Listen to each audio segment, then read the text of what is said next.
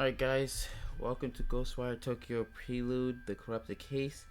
I already know you see it, you know I fucked up somehow, it's wasted talent, just don't read into it. Like, come on bro, well, let's just play this game together.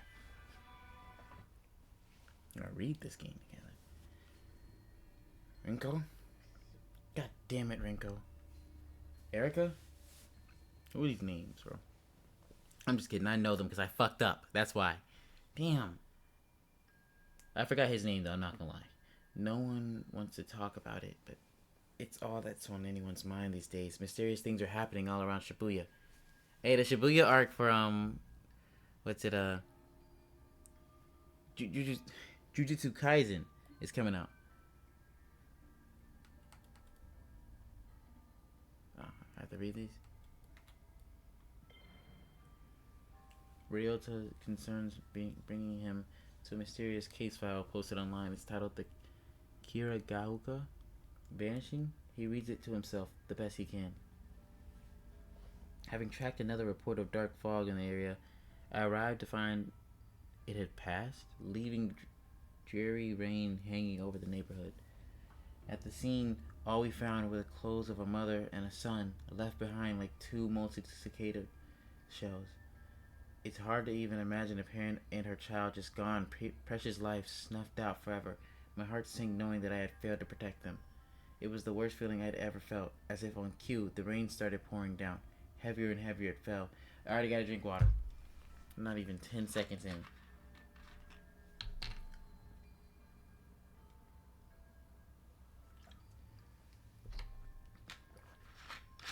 I don't know how y'all do this. Like, reading this just out loud for hours. I could have fallen over at any moment, but my utter wrath kept me going. As I picked up to leave, I'm at the yawn too. Yeah, I'm terrible. I'm a terrible commentator. Just utter. Unable to shake the idea that monsters are all around him, Ryota navigates on his phone to a document called The Marunouchi Vanishing. The language is complicated, but he works to understand it. It says, I got a tip on a missing woman from Marunouchi. When you've been a detective as long as I have, you tend to build up a big network of contacts. The story my contact told me was that they saw the woman one day when the fog rolled in. It blanketed the area, and then poof, she was gone. Times like these make me wish a certain somebody was around. Come to think of it, the fog and these disappearances set the scene for when I first met the rest of my crew. Everybody kept talking about folks just up and disappearing, and I thought it was a load of horseshit. It wasn't until I met them and until my encounter that I believed. Ever since then, I've been haunted by what I would have once called hallucinations. Turns out being able to see spirits and monsters isn't fantasy movie nonsense after all. Guess I should be thankful, because otherwise I wouldn't have seen through that monster taking the form of the woman. She made a bunch of red orbs appear that chased me around, but I knew so long as I didn't let myself get surrounded, I'd be okay. She was a nightmare to look at, so I put her out of her misery. When I searched the scene, I spotted a woman's handbag, found the missing lady's ID cards in there. Then I came across some clothes that looked like they would have been hers. They were in a little pile, but the way they had fallen made it clear her body had just vanished. No mistaking whose handiwork it was, either. I had finally managed to get my hands on a solid enough lead to work with. KK. Could monsters really live among us? These case files say that yes, they absolutely can, and do. According to this one, a lady called me about a missing person who vanished in the bathroom of her apartment. Usually I'd brush it off as another runaway, but after seeing the crows circling above her apartment, I had a feeling there'd be more to this. The black stains on the front door verified my hunch. It turns out that I'm the only one that can see these black stains. The lady who lived there and showed me in made no signs of noticing it. She showed me the bathtub and gave me a play-by-play of what happened. Her boyfriend was taking a bath longer than usual, so she went.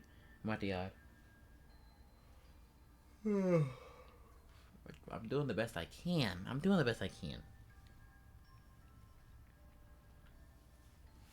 I rubbed my finger on the rim of the bathtub, and there was a transparent, sticky, slime-like substance on it. a reflection of a shrine shone on the water's surface. I need to talk further with my team about this incident to see if these things ring any bells. I purged the black stain on the front door and then left the scene. Poor lady, what will she do now? What can any of us do? KK. Did I just read this one? There's only one thing left to do.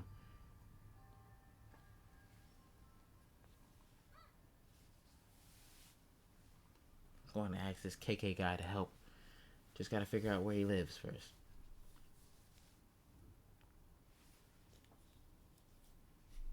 It's just as simple as that.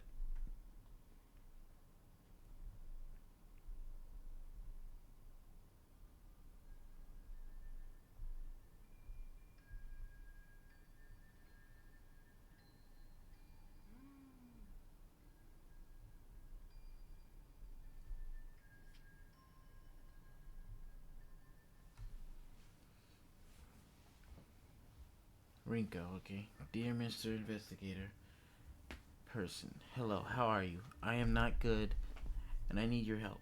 Monsters got my friend Sosuke. Aizen. Rinko sits up in her chair. She zeroed in on one of the dozen monitors from across a makeshift command center stuffed into this cramped Tokyo apartment. It happened near the manhole. Please help me get him back. Data flies everywhere across the screen, seemingly too much. Charts and graphs. Drinking water. Somehow. Sounds desperate. Calm and confident. On the other hand, she knows what she thinks. What do you make of it, Ed? Ed squints and takes a single deep breath as he turns to the screen. He has something to say but holds it back. Technology is easy. People are hard. Instead of speaking up, he places... Oh my god, about to...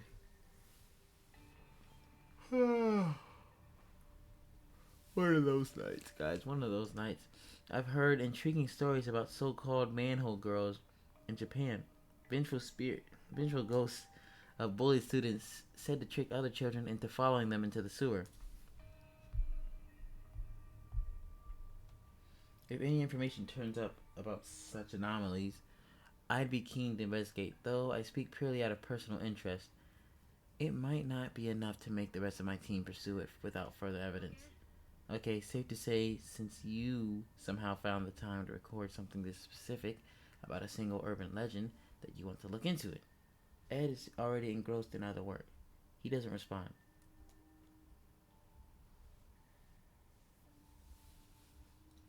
I'm having a yawn fest. Erica's been sitting next to Rinko this entire time, listening and waiting for the right time to chime in.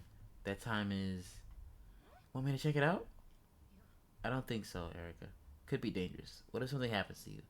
Seriously, you still don't trust me to go out by myself for 5 minutes in the middle of the day? At just 16 years old, Rinko might be right not to trust Erica on something dangerous.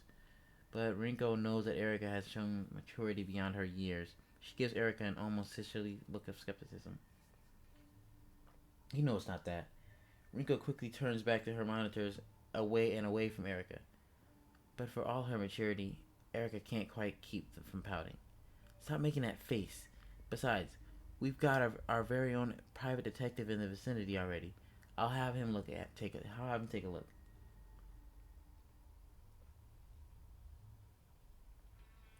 The stall is brimming as a wide array of customers eat in relative silence.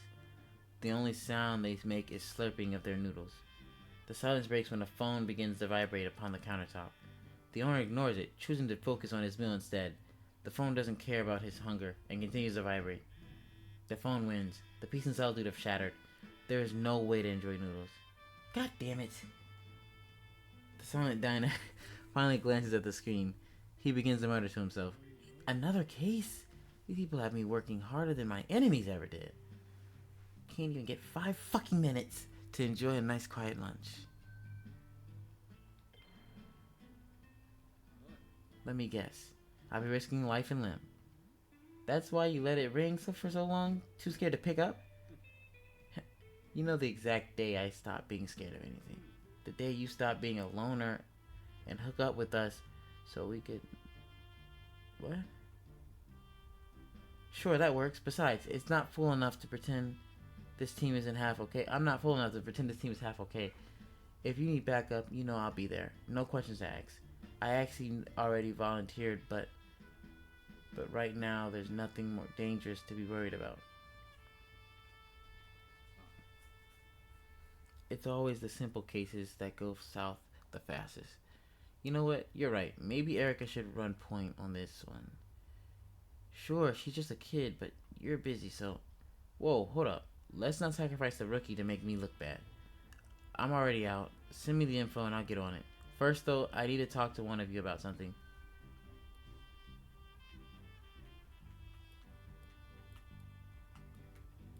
Well, why was my cell up there?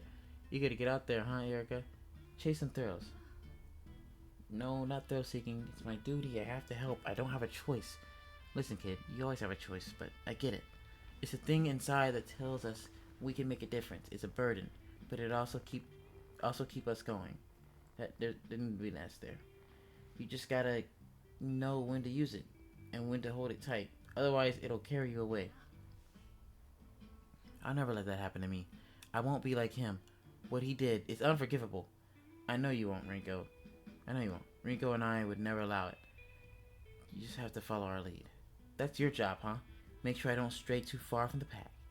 One of my jobs, and I'm damn good at it.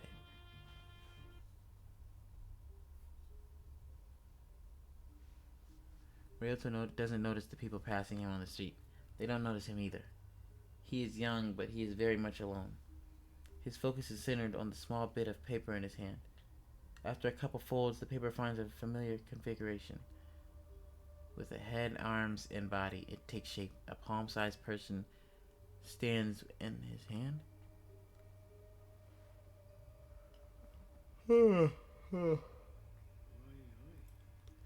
What have you got there? Your boy wasted his tire, guys. Ryoto looks up. He's nervous, but clutches the paper doll in his hand to stay brave. He's not running or hiding despite the gruff stranger staring at him. No need to be afraid. I'm not here to do anything bad to you or your little friend. Gotta admit, I've been known to carry the eye paper doll with me on investigations. Strange habit, I guess. I know. Strange habit, I know. I don't know where I guess from. I'm not gonna lie. But you get the benefit of a partner without the annoying small talk. Ryoto's shoulders ease. He lets his guard down as he listens to the detective and re-examines the folded paper. The detective surprises himself with his playful tone. He's rusty, but he somehow still feels comfortable talking to this scared kid. Sometimes paper dolls are used for magical purposes. You a sorcerer by chance? Now that's the time to tell me. Now's the time to tell me. So you really are him, huh? Gonna have to be more specific, kid. You're KK, the ghost hunter from the files? You must be. I just thought you'd be taller. They say... Why does that always everybody think? I thought you'd be taller. They say you solve strange mysteries. Right. Right? KK, maybe. The detective looks closely at Ryoto's phone. He sees a social media post featuring pictures of various case files he has worked on, collected in one place. Look, I only use those initials because writing out my name is a pain. I got too much pain already. Not your problem, right? Anyhow, that's me, KK, but I'm not a ghost hunter, I'm a detective. KK's demeanor hardens a bit, dropping the playfulness. You wanted an investigator, kid. Well, you got one. I'm so glad you're going to look into the disappearances at the manhole. Here's the thing. I already did. Made some calls on the way here. There's no record of any recent disappearances. Still got a few friends on the force, so I can dig up some dirt quick. KK shoots Ryoto a serious look. Not trying to pull a fast one on me, are you, kid? It's true, honest. My buddy Sosuke disappeared. He hasn't come home since yesterday. Last place I saw him was right back there, or back here. Ryoto mentions the alleyway behind him. He went down that way? He went down that way. I tried to follow, but I couldn't find him. He was completely gone. If Ryoto is bluffing, he's an incredible liar. A sadness comes over him when he looks back toward the alley. KK looks back and forth from the kid, then to the alleyway behind him. All alleys are dark, but this one looks like it never seen daylight. See any fog when that happened? The moment he disappeared? Now that you mention it, there's been something spooky around, like a kind of fog or darkness, but it came and then went. Alright. KK mutters something to himself as he eyeballs the alleyway behind Ryoto. Nothing looks immediately out of place with so much going down in the city. Some kid getting lost doesn't exactly seem like front page news. I need to go on, kid. Why are you so convinced he was taken? Didn't happen to anyone else around here. But it did happen to my best friend, Sosuke. My best friend. Sosuke's been missing for 2 full days. Everyone's been looking, but no one can find him. What about his parents? Have they filed a police report? I'm the only one who really cares about Sosuke. I know he needs me. And no one else is even looking for him anymore. Just me. He's lucky to have you. It's like when you saw crows circling above the building in one of the cases you investigated. You knew there was more to it than everyone else. Well, Mr. KK, I know there's more to Sosuke's disappearance. I just need your help. Really did your homework, huh? I'm impressed. You're more dedicated than most adults I know. You remind me of my friend Erica. She lost someone too. And she'll never stop fighting for them either. KK takes another glance at the alley. Alright, show me exactly where this Sosuke pal of yours disappeared. Ryota perks up. So you're gonna look into it? I'm here, ain't I? Let me check in with my team, see if they figured anything out. Could save us some time. KK reaches for his phone. What's up? We're all here. I just need a quick word with one of you to follow up on what the kid just told me. I know exactly who to talk to, because he has files upon files. Ed, you find anything in those files of yours while I was talking to this kid? Unfortunately, I've only done a limited amount of oh wow, he's useless. Into this legend before being pulled away by other tasks. That said, I've been quite eager to continue it.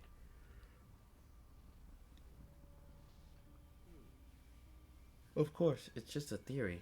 It's still just a theory.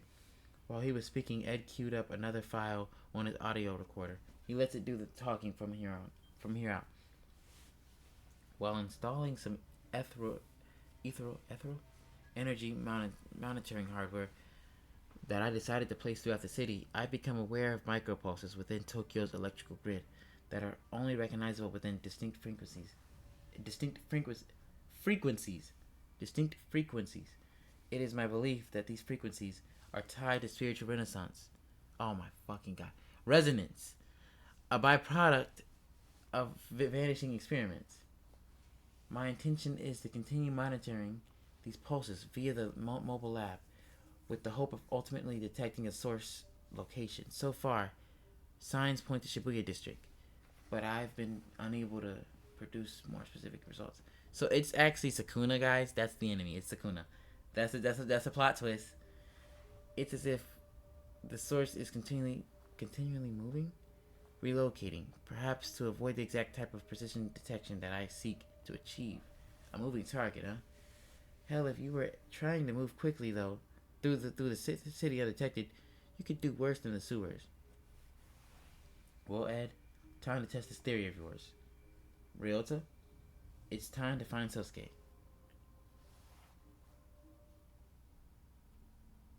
Nothing looks out of place, but things are rarely what they seem.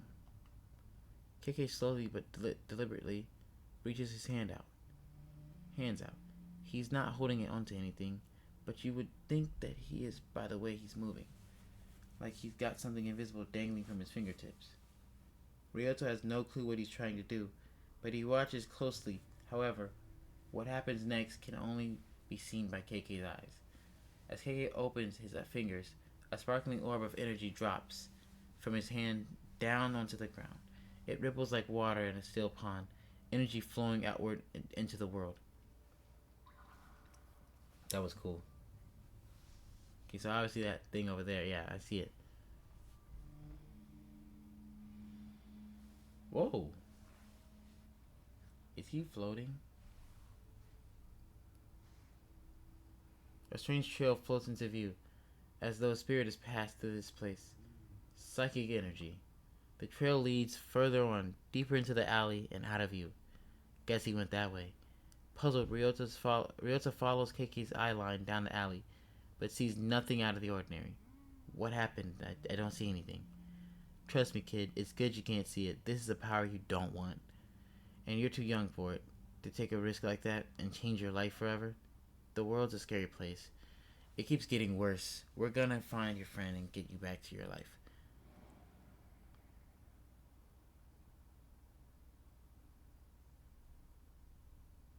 Did it just freeze?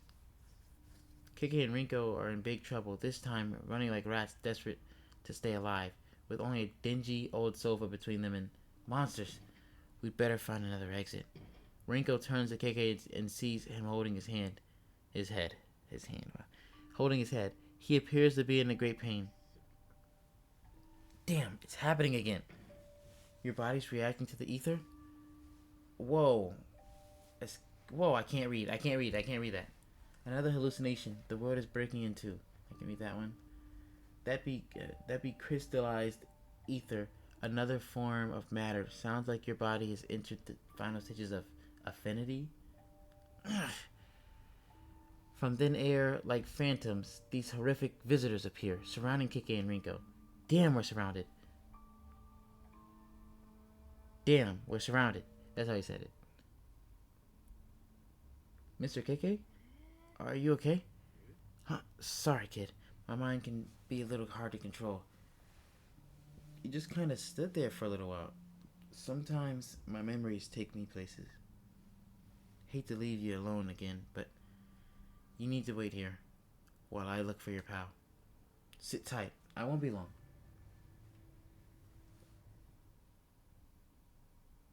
A report on Rinko's computer setup flashes on screen. Ed's monitoring software has a hold of something big. The results are clear. Spiritual residue. And it's exactly at KK's location. What is it now? We just received an alert. There was a massive surge of spiritual energy at your location. Hold off on pursuing until we're able to send support. Can't wait forever for you guys. We might have a missing child on our hands. We got plenty of evidence. I know what I'm getting myself into. Relax. Ed's research has already prepared me. I'm ready. I appreciate the vote of confidence on behalf of my work, but that research was actually quite limited. It was more of a brief overview, in fact. I wouldn't call it actionable intelligence, so to speak. It was a very informative overview. I doubt I could be any more ready than I am right now.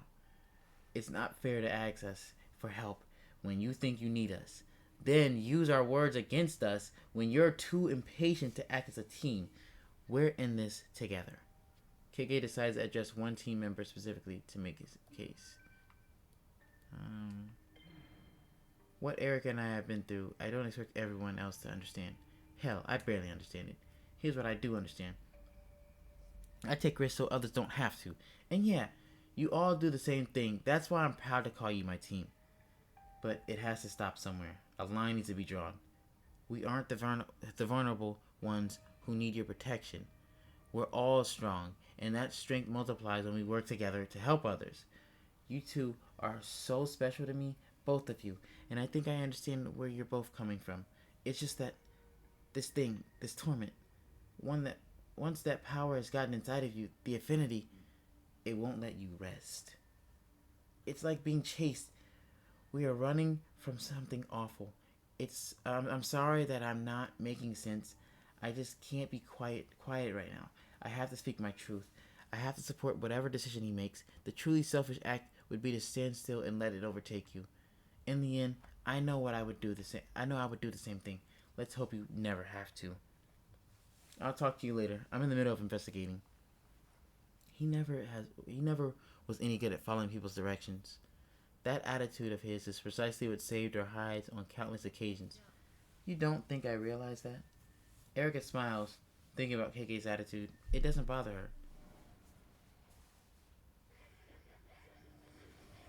her. Is that Slenderman? Damn, they're everywhere. Keke's eyes dart between the two horrific figures and some incredibly strange glowing crystals that hover nearby. As he tries to speak, Keke wheezes painfully. Rinko, what would happen if someone tried to touch one of those ether crystals? Your guess is as good as mine. Might give you the power to fight back. Might just make you even more miserable. Who can say? What about him? Did it grant him strength? Rinko nods silently. After getting his answer, Keke without hesitation stretches his hand out towards the crystals. Wait, stop! Stopping's not an option. Not for any of us. You don't know what will happen. It could kill you. And those things won't. We're dead if we don't try something. We aren't out of options yet. You've thrown away everything to fight these monsters, same as me. There's not a goddamn thing left to lose at this point. But before Rinko can say anything else, Keke reaches all the way out.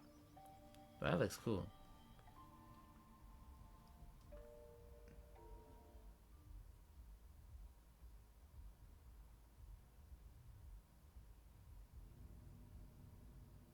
What the fuck? Alright, guys.